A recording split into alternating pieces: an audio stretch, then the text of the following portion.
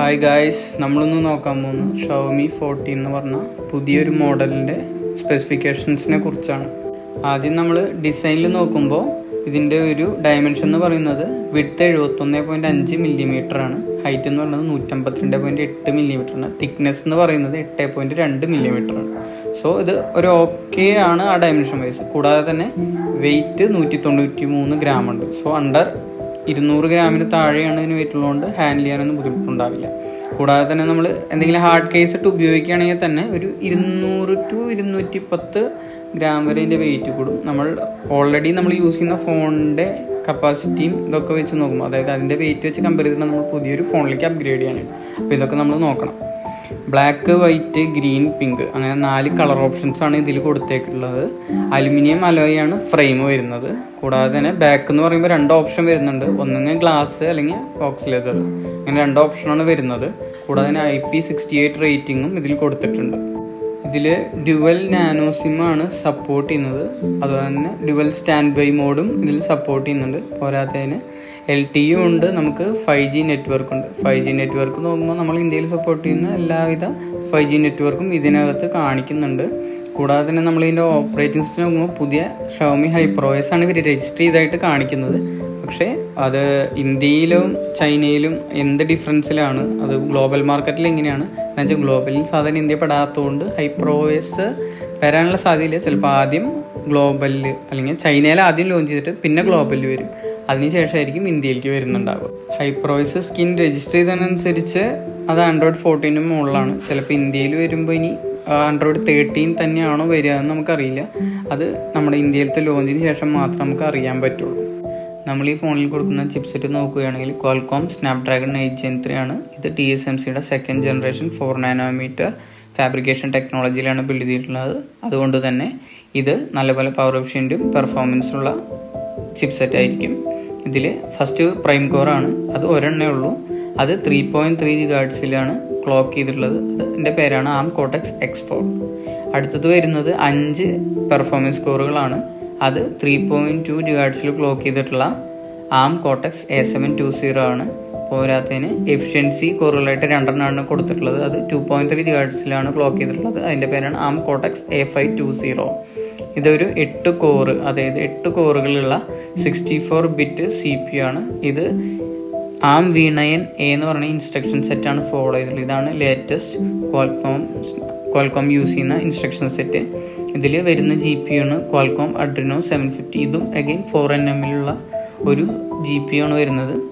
ഇതിൽ പെയർ ചെയ്തിരിക്കുന്നത് LPDDR5X RAM ആണ്. അതിന് മൾട്ടിപ്പിൾ ഓപ്ഷൻസ് കൊടുത്തിട്ടുണ്ട്. 8GB വരുന്നുണ്ട്, പിന്നെ 12GB 16GB വരുന്നുണ്ട്. ഇതൊരു ക്വാഡ് ചാനൽ റാം സിസ്റ്റമാണ് ഇവർ യൂസ് ചെയ്തിരിക്കുന്നത്. പോരാത്തതിന് കൂളിങ്ങിന് വേണ്ടിയിട്ട് Xiaomi ring pump cooling system വിത്ത് ഗ്യാസ് ലിക്വിഡ് സെപ്പറേഷൻ ചാനൽ എന്ന് പറഞ്ഞ ടെക്നോളജിയാണ് യൂസ് ചെയ്യുന്നത്. വരും ദിവസങ്ങളിൽ ഇതിനെക്കുറിച്ചുള്ള കൂടുതൽ ഡീറ്റെയിൽസ് നമുക്ക് അറിയാൻ കഴിയുന്നതാണ്. അതും ഇന്ത്യയുടെ ലോഞ്ചിൻ്റെ ഒപ്പം അറിയാൻ കഴിയുന്നതാണ് വിചാരിക്കുന്നത്. ഈ ഫോണിൻ്റെ സ്റ്റോറേജ് സെക്ഷൻ നോക്കുമ്പോൾ കാണുന്നത് 256 GB ഇതിൻ്റെ സ്റ്റോറേജ് സ്റ്റാർട്ട് ചെയ്യുന്നത്. അപ് ടു 1 TB വരെയാണ് അവൈലബിൾ ആയിട്ടുള്ളത്. ഇത് ലേറ്റസ്റ്റ് UFS 4.0 ടൈപ്പാണ്, അതുകൊണ്ട് തന്നെ സ്പീഡ് വളരെ കൂടുതലായിരിക്കും.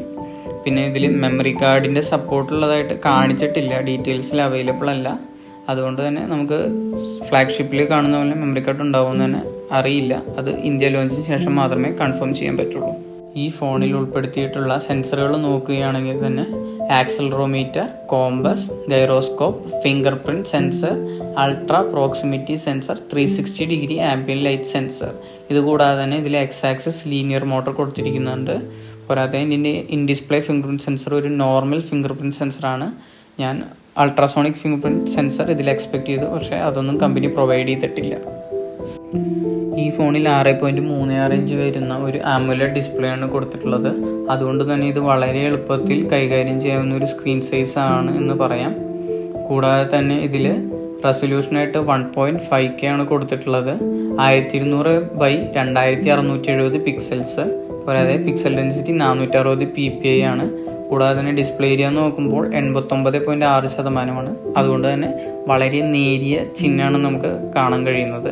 കൂടാതെ ഇതിൻ്റെ സ്ക്രീൻ എന്ന് പറയുന്നത് ഷവോമി ഡ്രാഗൺ ക്രിസ്റ്റൽ ഗ്ലാസ് വെച്ചാണ് പ്രൊട്ടക്റ്റ് ചെയ്തിട്ടുള്ളത്. ഇതൊരു LTPO 3.0 സപ്പോർട്ട് ചെയ്യുന്ന പാനലാണ്. 1 Hz തൊട്ട് 120 Hz വരെയാണ് ഇതിൻ്റെ റിഫ്രഷ് റേറ്റ് സപ്പോർട്ട് ചെയ്യുന്നത്. അത് അഡാപ്റ്റീവ് റിഫ്രഷ് റേറ്റും VRR അതായത് വേരിയബിൾ റിഫ്രഷ് റേറ്റും സപ്പോർട്ട് ചെയ്യുന്ന ഡിസ്പ്ലേ ആണ്. DC ഡിമ്മിങ് ഉണ്ട്. 100% DCI P3 കളർ ഗ്യാമറ്റ് ഉണ്ട്. 3000 nits ആണ് പീക്ക് ബ്രൈറ്റ്നസ്. ഇത് HDR ബ്രൈറ്റ്നസ് ആണ്. ടിപ്പിക്കൽ ബ്രൈറ്റ്നസ് സ്പെസിഫൈ ചെയ്തിട്ടില്ല. 12-bit ഡിസ്പ്ലേ പാനലാണ് കൊടുത്തിരിക്കുന്നത്. HDR vivid, HDR10+, Dolby vision, HLG എന്നിവ ഇത് സപ്പോർട്ട് ചെയ്യുന്നതാണ്. നമുക്ക് ഈ ഫോണിൻ്റെ റിയർ ക്യാമറ ഭാഗം നോക്കുമ്പോൾ കാണുന്നത് 3 50 മെഗാപിക്സലിൻ്റെ സെൻസറുകളാണ് കൊടുത്തിരിക്കുന്നത്. ഒന്ന് മെയിൻ സെൻസർ, രണ്ടാമത്തെ 50 മെഗാപിക്സൽ അൾട്രാ വൈഡ്, മൂന്നാമത്തെ 50 മെഗാപിക്സൽ ടെലിഫോട്ടോ ലെൻസുമായിട്ടാണ് ആക്ട് ചെയ്യുന്നത്. ഈ ഫോണിൻ്റെ റിയർ ക്യാമറയിലുള്ള മെയിൻ സെൻസർ നോക്കുമ്പോൾ ലൈറ്റ് 100 900 എന്ന് പറയുന്ന സീരീസിലുള്ള ഒരു 50 MB ക്യാമറയാണ് കൊടുത്തിരിക്കുന്നത്. ഇത് f1.6 അപ്പർച്ചറാണ് സപ്പോർട്ട് ചെയ്യുന്നത്. ഇതിന് maximum video resolution 4K at 60 FPS ആണ്. രണ്ടാമതായിട്ട് വരുന്നത് ഒരു 50 മെഗാപിക്സലിൻ്റെ ടെലിഫോട്ടോ ലെൻസാണ്. ഇത് ഓംനി വിഷൻ ബ്രാൻഡിങ് ആണ് കൊടുത്തിരിക്കുന്നത്. ഇതൊരു f2.0 അപ്പർച്ചറിൽ വരുന്ന ലെൻസാണ്. മൂന്നാമതായി വരുന്നത് ഒരു അൾട്രാ വൈഡ്, അതും 50 മെഗാപിക്സലിൻ്റെ തന്നെയാണ്. അതിൻ്റെ അപ്പർച്ചർ സൈസ് f2.2 ആണ്. അതിൻ്റെ മാക്സിമം ആംഗിൾ ഓഫ് വ്യൂ എന്ന് പറയുന്നത് 115 ഡിഗ്രിയാണ്. Focal length 14 mm. ഇത് EIS മാത്രമാണ് സപ്പോർട്ട് ചെയ്യുന്നത്. നമ്മൾ ഫ്രണ്ട് ക്യാമറയിലേക്ക് വരികയാണെങ്കിൽ അത് ഒരു 32 മെഗാപിക്സലിൻ്റെ ക്യാമറയാണ് കൊടുത്തിരിക്കുന്നത്. ഇതിൽ മാക്സിമം വീഡിയോ റെസൊല്യൂഷൻ എന്ന് പറയുന്നത് ഫുൾ HD അതായത് 1080p ആണ് 60 FPS. ഇത് വളരെ മോശമാണ് ഷവോമിനെ വെച്ച് നോക്കുമ്പോൾ. 4K 60 ഒക്കെ കൊടുക്കേണ്ട സമയം കഴിഞ്ഞിരിക്കുന്നു. കൂടാതെ തന്നെ ഫേസ് അൺലോക്ക് സപ്പോർട്ട് ചെയ്യുന്നുണ്ട്. ഫേസ് ഡിറ്റക്ഷൻ ഉണ്ട്. HDR സപ്പോർട്ടും ഇതിനകത്ത് കൊടുത്തിട്ടുണ്ട്.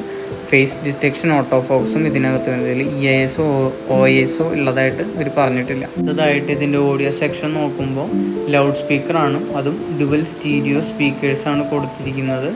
മേ ബി ഇന്ത്യയിലേക്ക് വരുന്ന മോഡലിന് ഇനി മോണോ സ്പീക്കേഴ്സ് ആക്കുമോ എന്നുള്ളത് നമുക്ക് കറക്റ്റായിട്ട് അറിയില്ല. ഇത് ഡോൾബി അറ്റ്മോസ് സപ്പോർട്ട് ചെയ്യുന്നതും ഹൈറസ് ഓഡിയോ വയർലെസ്, കൂടാതെ തന്നെ 4 ആക്റ്റീവ് നോയിസ് ക്യാൻസലേഷൻ സപ്പോർട്ട് ചെയ്യുന്ന മൈക്രോഫോണുകളാണ് ഇതിൻ്റെ കൂടെ വരുന്നത്. ഇതിൽ നമുക്ക് GPS, ഗ്ലോണാസ്, ബൈഡു, ഗലീലിയോൻ്റെ സപ്പോർട്ടുണ്ട്. നാവിക്കിൻ്റെ സപ്പോർട്ട് എന്തോ ഈ പ്രാവശ്യം ഉണ്ടായിട്ടില്ല. സാധാരണ അത് ഇൻക്ലൂഡ് ചെയ്യാറുള്ളതാണ്. ചിലപ്പോൾ ഇന്ത്യയിൽ വരുന്ന വെർഷനിൽ നാവിക്കിൻ്റെ സപ്പോർട്ട് കൂടിയാവും വരുന്നുണ്ടാവുക. നമ്മൾ ഈ ഫോണിൻ്റെ വൈഫൈ സെക്ഷൻ നോക്കുമ്പോൾ Wi-Fi 5 മുതൽ Wi-Fi 7 വരെയുള്ള സപ്പോർട്ട് ഇവർ കൊടുത്തിട്ടുണ്ട്.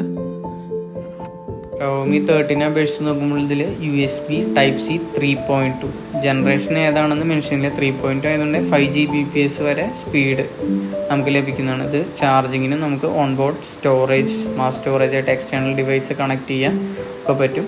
കൂടാതെ ഇത് PD പവർ ഡെലിവറി സപ്പോർട്ട് ചെയ്യുന്നുണ്ട്. കൂടാതെ നമുക്കത് ഡിസ്പ്ലേ പോർട്ടായിട്ടും യൂസ് ചെയ്യുന്നുണ്ട്. നമുക്ക് എക്സ്റ്റേണൽ മോണിറ്ററിലേക്കൊക്കെ കണക്ട് ചെയ്ത് വേണമെങ്കിൽ നമ്മുടെ എക്സ്പീരിയൻസ് കൂട്ടാവുന്നതാണ്. ഇതിൽ ഹെഡ്ഫോൺ ജാക്കൊന്നും കൊടുത്തിട്ടില്ല. അതുകൊണ്ട് തന്നെ കണക്ടിവിറ്റിയുടെ സെക്ഷനിൽ നോക്കുമ്പോൾ ഹെഡ്ഫോൺ ജാക്ക് ഇല്ല. പക്ഷേ അതർ കണക്ടിവിറ്റി ഫീച്ചേഴ്സ് നോക്കുമ്പോൾ IR ബ്ലാസ്റ്റർ ഉണ്ട്, ടെതറിംഗ് ഉണ്ട്, NFC വരുന്നുണ്ട്, വോയിസ് ഓവർ LTEയും വോയിസ് ഓവർ Wi-Fi എന്ന ഫീച്ചേഴ്സും സപ്പോർട്ട് ചെയ്യുന്നുണ്ട്. അടുത്തതായിട്ട് ബാറ്ററിയുടെ സെക്ഷൻ നോക്കുമ്പോൾ 4610 mAh ബാറ്ററിയും വരുന്നുണ്ട്. കൂടാതെ തന്നെ 90 വാട്ടിൻ്റെ ചാർജിങ് സപ്പോർട്ടും വരുന്നുണ്ട്. ഇതിൽ പവർ ഡെലിവറി 3.0 സപ്പോർട്ട് ചെയ്യുന്ന ചാർജർ ഇൻബിൽഡായിട്ട് വരുന്നുണ്ട്. കൂടാതെ 50 വാട്ടിൻ്റെ വയർലെസ് ചാർജിങ് വരുന്നുണ്ട്. 10 വാട്ടിൻ്റെ റിവേഴ്സ് വയർലെസ് ചാർജിങ്ങും ഇൻക്ലൂഡ് ചെയ്തിട്ടുണ്ട്. ഇത് ഒരു 50,000 40,000 മുതൽ 50,000 റേഞ്ചിൽ അല്ലെങ്കിൽ മാക്സിമം 55,000 റേഞ്ചിൽ വന്നാൽ ഓക്കെ എമൗണ്ട് എന്ന് പറയാം. ബെസ്റ്റ് വാല്യൂ ഫോർ മണി നോക്കുകയാണെന്ന് വെച്ചാൽ ഫോൺ ഇറങ്ങി കുറച്ചാൾ വെയിറ്റ് ചെയ്യുക. അതായത് തിടുക്കപ്പെട്ടിരിക്കണ്ട. നിങ്ങളുടെ ആവശ്യം ഒന്നുകൂടെ നിങ്ങൾ നല്ലപോലെ മനസ്സിലാക്കിയിട്ട് കുറച്ച് കഴിഞ്ഞെടുക്കുകയാണെങ്കിൽ എന്തെങ്കിലും ഓഫർ പ്രൈസിൽ വരും. അല്ലെങ്കിൽ കാർഡ് ഓഫേഴ്സൊക്കെ യൂസ് ചെയ്യുക. എന്നിട്ട് എടുക്കുന്നതായിരിക്കും നല്ലത്. ഇത് ഇന്ത്യയുടെ ലോഞ്ച് പ്രൈസ് അനൗൺസ് ചെയ്യാത്ത കാരണം നമുക്ക് അതിനെക്കുറിച്ച് കൂടുതൽ പറയാൻ പറ്റില്ല. എന്തായാലും ഓഫറിലും മാക്സിമം ഡിസ്കൗണ്ടിലും എടുക്കാൻ നോക്കുക.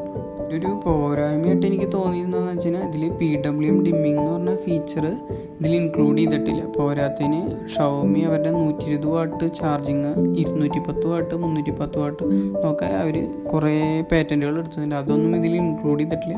പക്ഷേ ഈ പ്രൈസ് പോയിന്റിൽ 90 വാട്ട് എന്ന് പറയുമ്പോൾ ഓക്കെ. 67 വാട്ട് വരെ കിട്ടിക്കഴിഞ്ഞാൽ നമുക്ക് ഓക്കെ. എന്ന് വെച്ചാൽ മാക്സിമം ബാറ്ററി ലൈഫ് കിട്ടണമെങ്കിൽ നമുക്കൊരു 67 വാട്ടിൻ്റെ ചാർജിങ്ങിൻ്റെ സപ്പോർട്ട് ചെയ്യുന്ന ഒരു ഡിവൈസ് ആവശ്യമുള്ളൂ.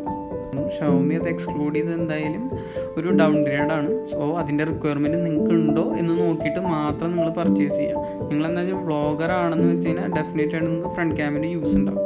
പോരാത്തതിന് ഇതിൽ ഡ്യുവൽ ക്യാം, അതായത് ഫ്രണ്ടും ബാക്കും രണ്ടും നമ്മൾ അറ്റ് എ ടൈം റെക്കോർഡ് ചെയ്യുന്ന ഓപ്ഷൻ എനേബിൾ ചെയ്തിട്ടുണ്ടോ എന്ന് ഇവർ പറഞ്ഞിട്ടില്ല. അങ്ങനെ ഒരു കേസ് ഉണ്ടെന്ന് വെച്ച് കഴിഞ്ഞാൽ എന്തായാലും നമുക്ക് ഡ്യുവൽ 4K സപ്പോർട്ട്, അതിൽ ഫ്രണ്ടിലും ബാക്കിലും 4K സപ്പോർട്ട് തരേണ്ടതായിരുന്നു. എന്താ വെച്ചാൽ നമുക്ക് തന്നിരിക്കുന്ന ചിപ്സെറ്റ് അത്രമാത്രം കേപ്പബിൾ ആണ്. അതുകൊണ്ട് തന്നെ അല്ലെങ്കിൽ ഇവരെന്താ ചെയ്യുന്നത് വെച്ചാൽ 4K റെക്കോർഡിങ് കൊടുത്തിട്ട് പ്രീവിയസ് ജനറേഷൻ ഏജൻറ്റ്, അത് ഇപ്പോഴും ഔട്ട്ഡേറ്റഡ് ഒന്നും ആയിട്ടില്ല, അത് തന്നെ യൂസ് ചെയ്ത് ഈ ഫോൺ ഇറക്കുകയാണെന്നുണ്ടെങ്കിൽ കുറച്ചും കൂടെ സെയിൽസ് പിടിക്കാൻ പറ്റും. അപ്പോൾ അവർക്ക് പ്രൈസ് റേഞ്ച് കുറച്ചും കൂടെ താത്തി വയ്ക്കാൻ പറ്റും, മാക്സിമം സെയിൽസ് അച്ചീവ് ചെയ്യാൻ പറ്റും. അപ്പോൾ നിങ്ങൾ നിങ്ങളുടെ റിക്വയർമെൻറ്റ് ഇത് കേൾക്കുക, നിങ്ങളുടേതായ റിസർച്ചും ചെയ്യുക.